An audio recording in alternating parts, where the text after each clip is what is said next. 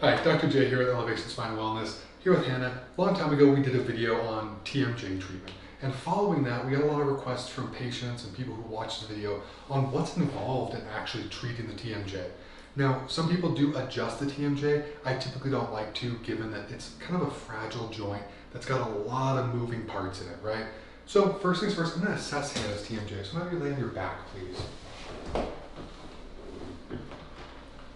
So while she's here, I'm going to come around this way so you can see. I'm just going to have you open your jaw nice and slowly and then close it really slow. Good. One more time. Okay, so you might be able to see this on the video. Hannah's jaw deviates just a little bit towards the right. And as she opens, we want to make sure that we're catching any of those deviations. Some of them have like a big C-shaped deviation. Some of them just kick out to the side a little bit. And watching for those gives us an idea of what might be going on. So there's a lot of muscles in the jaw. We talked about that before. And they're a lattice work, a really complicated formation of muscles. They kind of cross all around in your mouth, and they're responsible for shifting your jaw, pushing it forward, pulling it back. Some of them have a lot of motion in the neck as well. So there's a lot going on here. And the jaw is a complicated joint as it is anyway. It basically has to glide and hinge, and it has to translate as well. So it's kind of a weird shaped disc that surrounds the joint. Some of those deviations can be due to the disc. In this case, it looks like it's more just musculature. So, and to assess disc stuff, you can also palpate the disc. And if you're opening your mouth and closing, and you're feeling right in front of your ear where that TMJ joint is, sorry, my hands are cold, Hannah, and you open again, I can feel how the joint tracks and moves forward. Some people experience clicks, pops when they're eating or chewing food. That can be an indication that something's going on in the actual joint. So we're going to work on Hannah's left side of her jaw. So there's a couple ways to do TMJ muscle work. You can work a lot of the muscles from the outside, right? But it's going to be the more superficial masseter muscles, maybe a little bit of the medial pterygoid if you can get underneath it. And then you can also work the temporalis muscle. Now, that's a bunch of tricky muscles to get at in terms of staying on the outside. A lot of them you have to get on the inside of the mouth. Now, this is a type of treatment that we don't spend a lot of time doing because they're muscles that don't get poked, prodded, or touched very often, so they can be kind of tender, even if they're not necessarily injured, right? So, what I'm going to have Hannah do is I'm just going to have her open her mouth slightly. I'm going to come in here, and right along the inside of the mouth is the masseter muscle. So I'm going to pinch that. I'm just going to roll it between my fingers. A little tender there.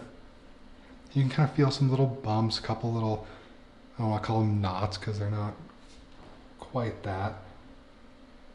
And what I can have Hannah do is I can have her clench her teeth, so go ahead and close your mouth. I can feel that muscle contract, and I can massage the muscle belly, right? And go ahead and open. Now I'm going to go back a little bit further, Hannah. Let me know if this is too much. Do you feel that right there? Mm-hmm. Is that tender? Okay, so the way that this works is the temporalis muscle on your temple threads down underneath your zygomatic arch, and the tendon attaches to your jaw. And it's a really tender tendon. You can feel how sensitive that is, right? Mm-hmm. So now what I'm going to have Hannah do is I'm going to have her clench again. I'm going to apply some pressure against that muscle. So I'm having her clench, I'm applying a stretch to it. And I'm going to have you open really, really wide, wider, wider, wider. Do you feel that stretching underneath my finger there? Mm-hmm. Good, and then relax again. And I'm just doing really little, kind of, almost like I'm just rubbing along the muscle belly. I'm going to give Hannah a quick break here. Go ahead and swallow.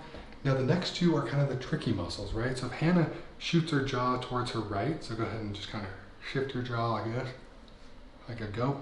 So the pterygoid muscles are responsible for the shifts in the jaw like that. So go ahead and come back to neutral. You feel how that's not a super comfortable position to be in anyway. So this one I'm going to have you open up. I'm going to go on the inside of Hannah's teeth this time. And this isn't super comfortable, but I'm going to pinch that muscle right there. Do you feel that? Mm-hmm. A little tender? Okay. So I'm just going to be really gentle. But now what I want you to do is shift your jaw towards me. Okay, do you feel that muscle start to tighten up right there? Mm-hmm. Go and shift it to the other side. Good. We're going to do a couple passes there. Go and shift towards me. And shift to the other side. Good. Hold it right there. Just going to work that. And again, we don't do it very long, so I'm going to give her another break here. Feels weird, right? You're like, I didn't know I had a muscle underneath my tongue on the inside of my teeth. They're really strange muscles the way that they work in the jaw, and that's why evaluating the jaw and treating it can be a tricky process, and also a pretty uncomfortable one. I mean, this isn't something like if you had a knot in your upper back, we could spend 20 minutes working on it.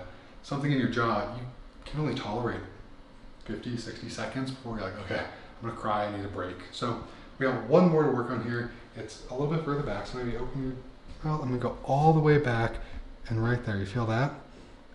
And this one you might occasionally hit with, some food or something. It'll feel kind of tender. Maybe open really, really wide. Good, feel that? Mm-hmm. Good, then go and relax again. So this is the lateral pterygoid that I'm working on. This is coming at a different angle from the medial pterygoid and has a bit of a different job. I'm gonna spend the least amount of time working on this one. I don't wanna make Hannah sore. I don't want her to have to tear up on video either, so we'll call it there. Good, and by doing that, especially if it's a muscular cause, we're gonna massage those muscles into relaxing. We're gonna apply a little bit of a stretch and a load. And then the other things that we typically do are, it's kind of called gait challenging. It's not gait like walking, but the jaw has a pattern similar to how we do when we walk. And I can get my thumbs on Hannah's bottom teeth and guide her through some of those motions as she fights it in certain areas with the muscle.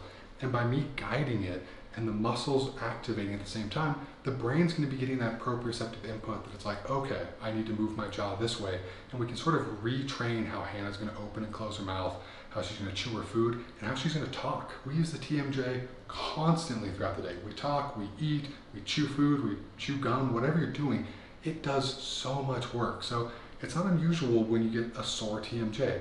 The last thing I wanted to point out, while Hannah's still here, is that this is another thing that we've talked about before, stress. And obviously this is a very stressful time. We've got a pandemic, election stuff, whatever's going on. Stress can be the biggest player in TMJ. And the research is really clear. You could come to me 3 times a week and I could work your TMJ. But if you go home at the end of the night and you're really stressed and you're clenching while you're sleeping, or you're grinding your teeth while you're doing your office work, I can't fix that, right? Stress is a bigger component of this than my ability to fix it afterwards. So it's another one of those things, by doing mindfulness training, all those steps that we've talked about in the past, trying to release the tension in the jaw, that'll be better for the care of the TMJ than anything I can do with my hands. But by combining all those things, we can do a really effective treatment approach. So I hope you found that useful, and we'll talk to you soon.